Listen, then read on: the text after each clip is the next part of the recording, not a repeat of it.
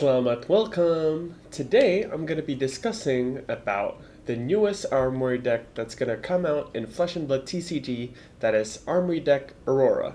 So Aurora has gotten her own product before, that is the First Strike deck, but that is a very entry level product, and this is a great way, a great bridge between having a product that helps you understand and how to play the game into something that transitions you into the competitive scene of Flesh and Blood, which is where the real meat and potatoes of the games really come to life and what a lot of players across the world really come to enjoy.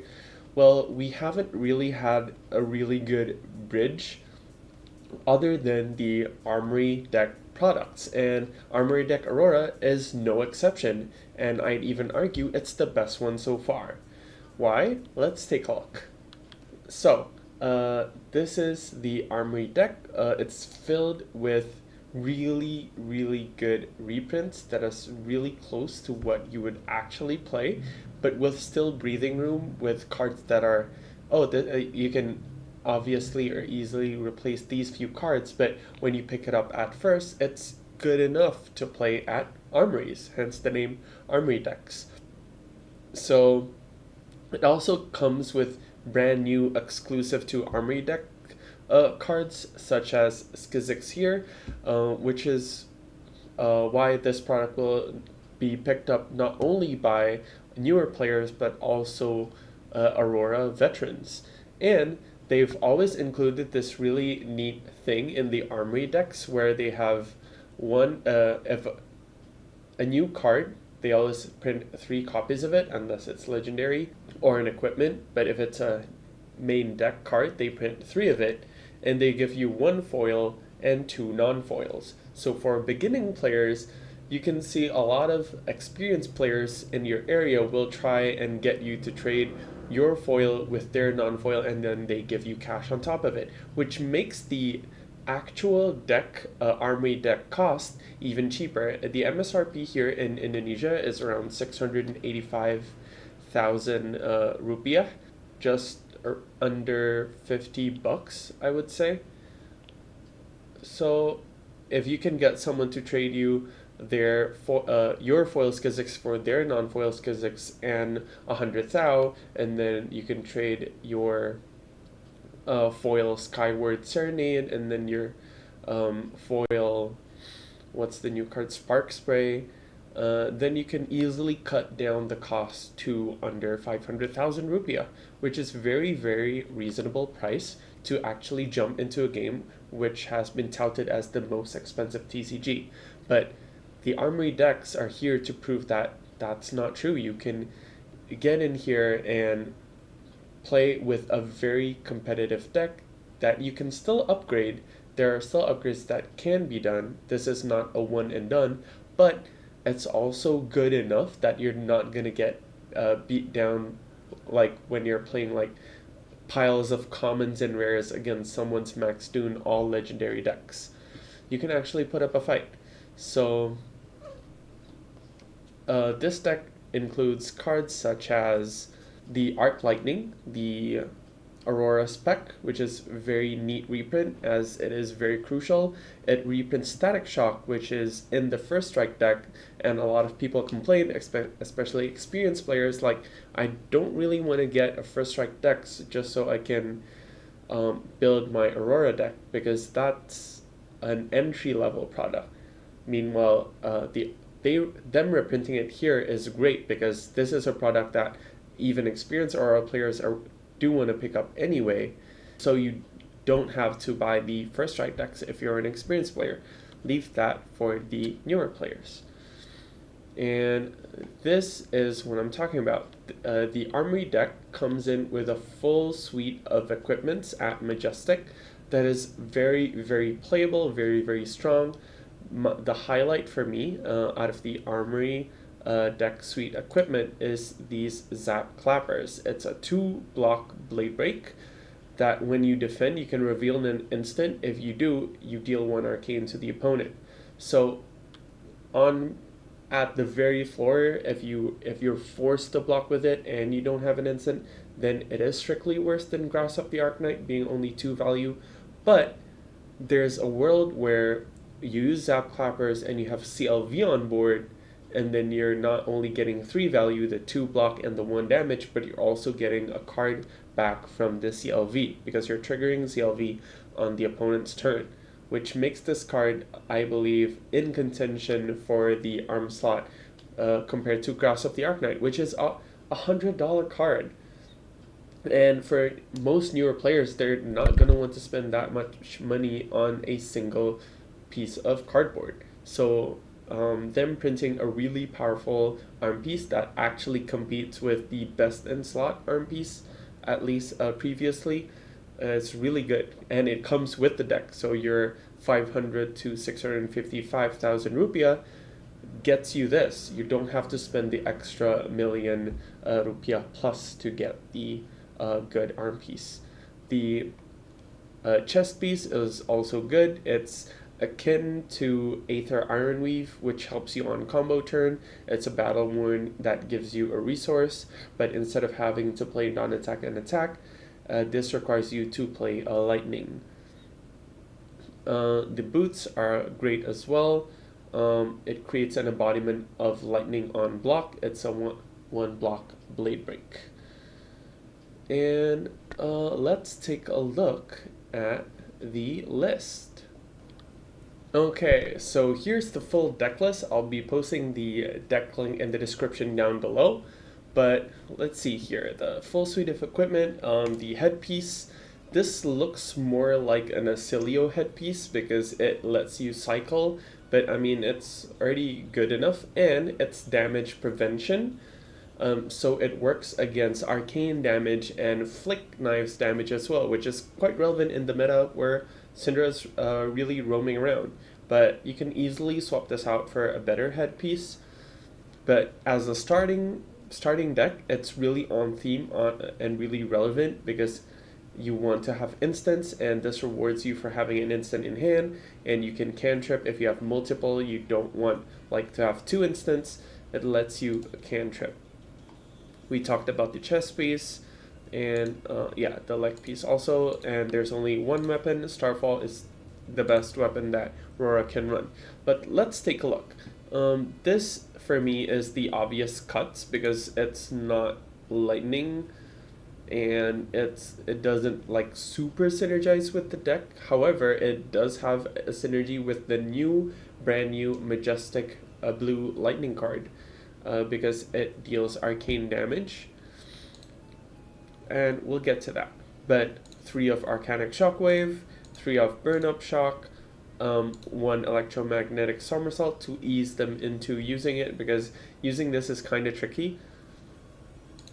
Electrostatic Discharge, Entwined Lightning, which is very premium, a Flittering Charge, Lightning Press in red. Well, they were introduced to the blue Lightning Press, I believe, in the first strike deck, and then red Lightning Surge, and then 3 of the red Phone Rush. You don't need to run the yellows, only red sizzles, no yellow sizzles.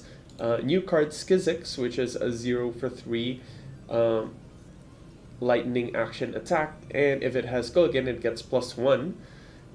And it's also 3 block, which is rare for the lightning attacks to have, and it's a pair with the Skyward Serenade, which is a lightning rune blade action, so more non-attack actions compared to the previous version.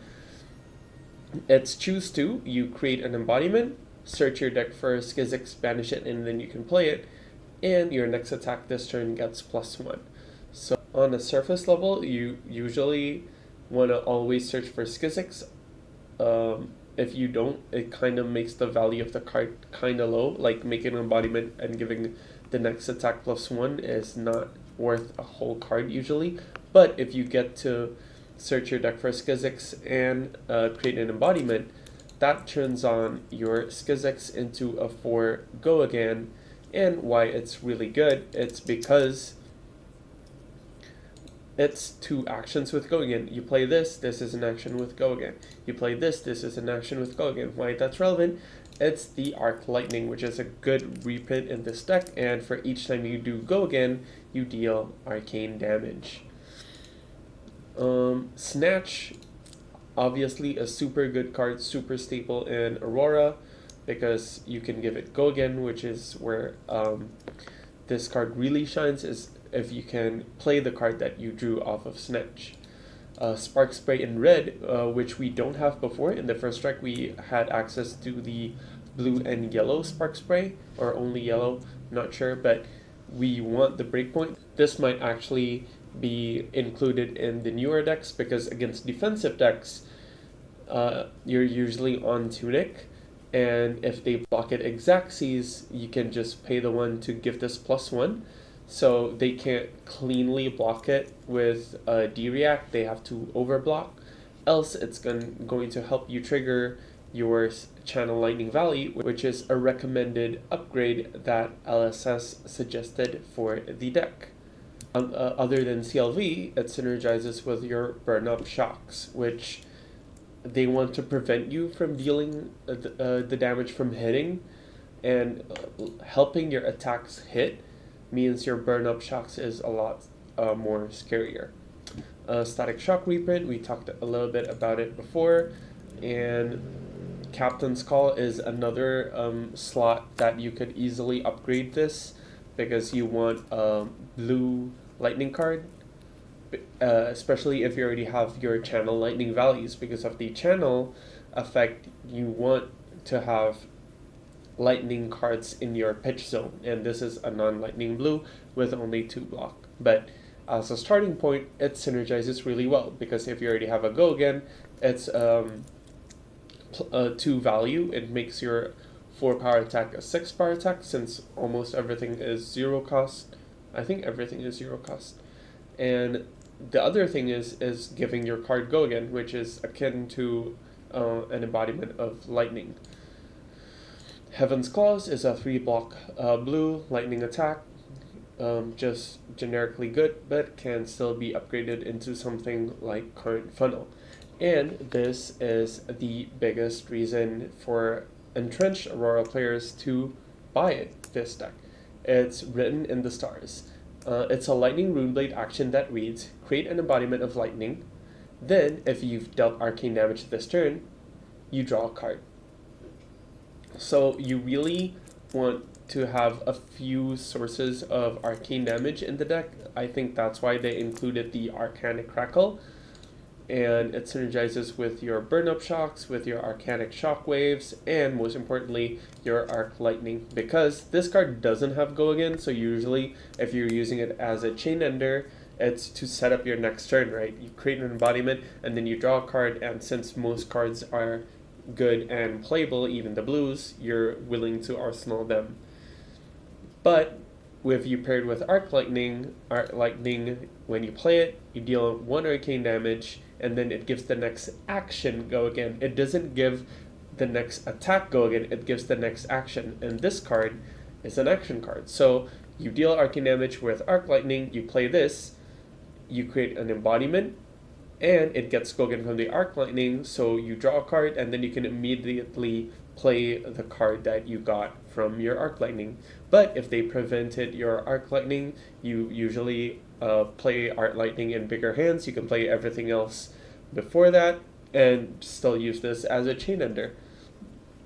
So overall, I think this is a very, very good quality product, and if you're a newer player or a player that's not into Flash and Blood yet and you're interested to getting your toes wet, you want to try something out, this is the best way for you to actually start playing Flesh and Blood.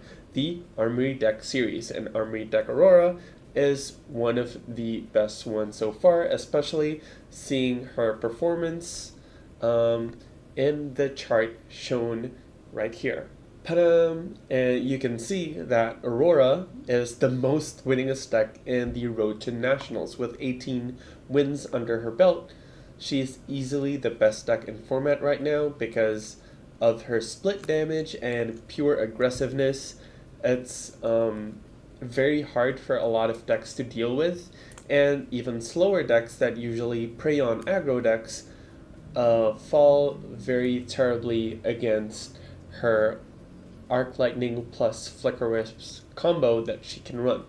So, if you're looking for a deck to play, and if you like the aggressive playstyle, then Armory Deck Aurora is the product for you. And lastly, here's what I would do with the Armory deck cards, how I would include it to my existing Aurora deck that I'm actually running. So this is a Max Tune deck, and as you can see, we have the E-Strikes, and we have the Channel Lightning Valleys, we have the Current Funnels. So I'm actually going to run the Written in the Stars since it's a blue lightning 3-block. That's actually good to play.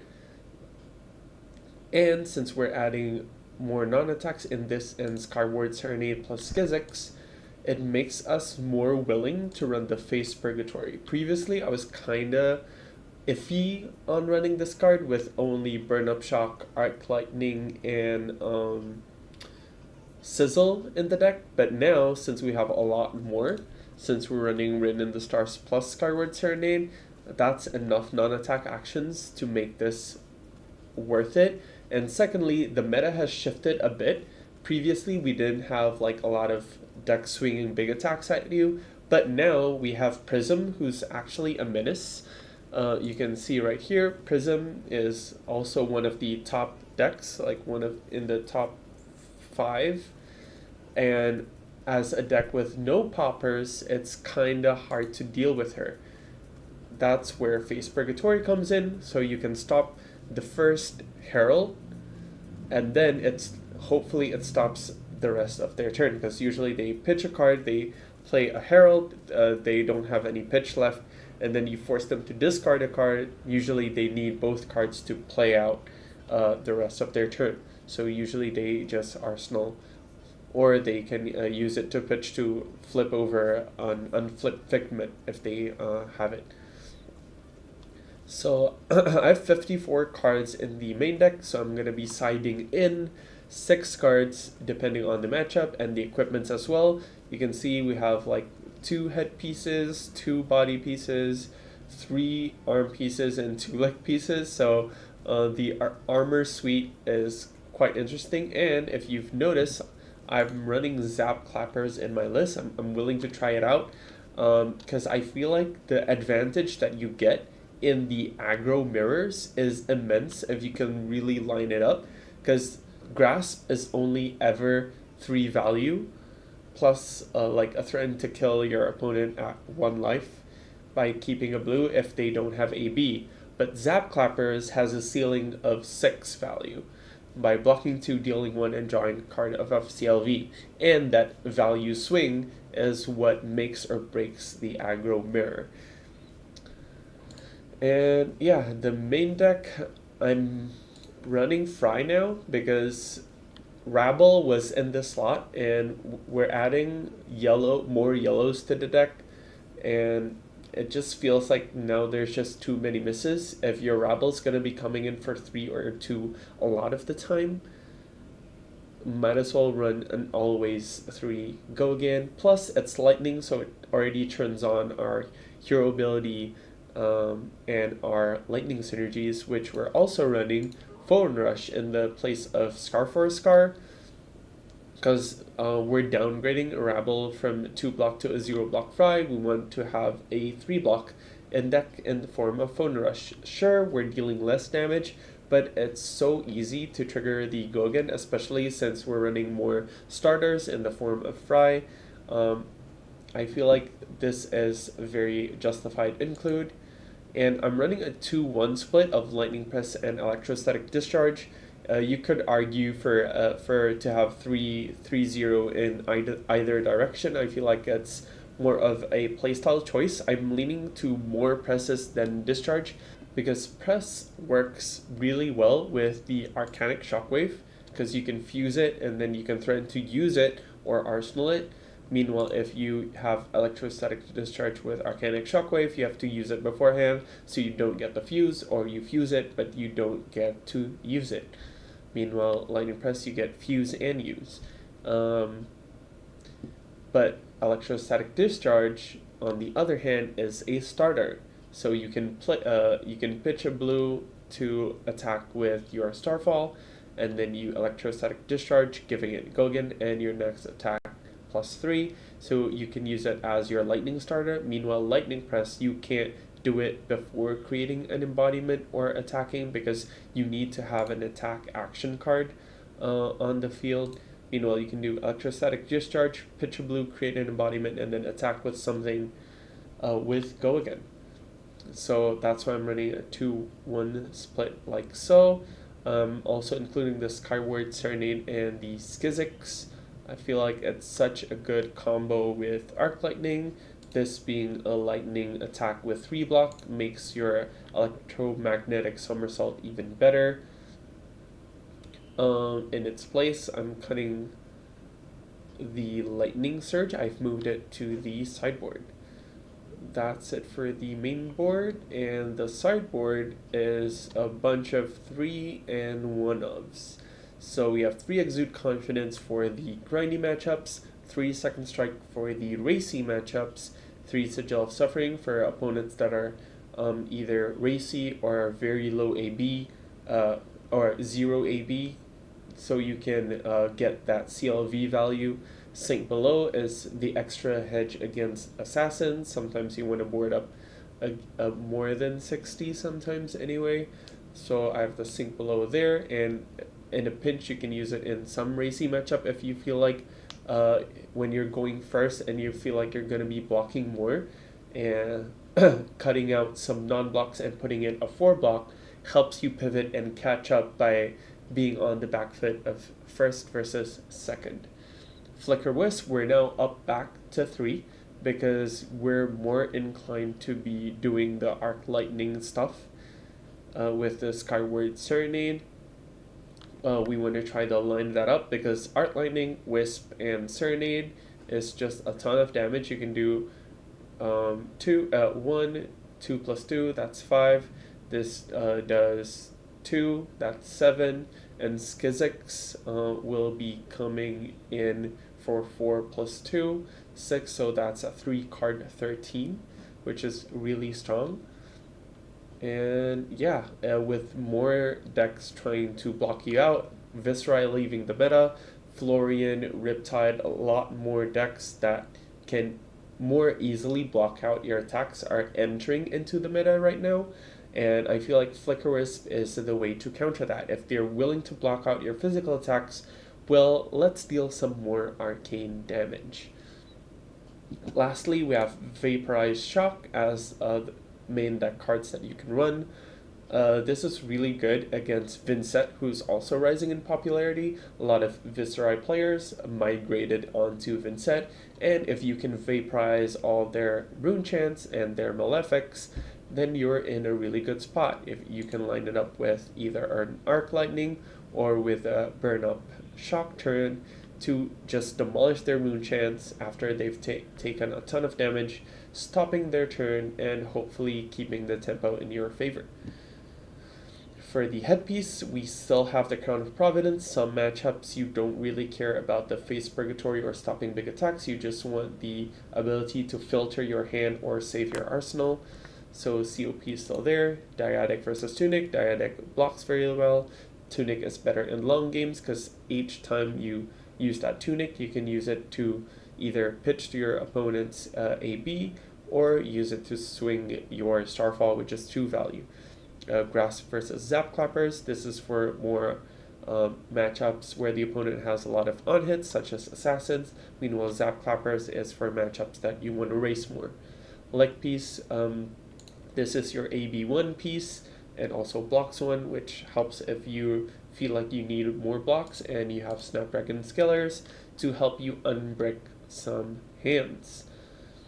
Lastly, you have Shock Charmers, which is Spellboy 2 in case you have some Kano or Verdance, which is one of the new Wizard Menace running around with Majin Bay winning a... was it Battle Hardened or Calling? But yeah, he won a really big event. He didn't drop a single game in that tournament, so you want to be packing your Spell Voids. I will also be linking this deck, the Aurora Post Armory deck, deck link in the description down below, and you can compare it with the Armory deck Aurora that's in the box by LSS for 685 thou, and you can start planning your upgrades. You can see, oh, there are some commons and rares that I can easily get for cheap or free from my friends. You can start cutting your Arcanic Crackles, you can start cutting your Captain's Calls, and start get cracking on upgrading your deck. That's it. That's my review for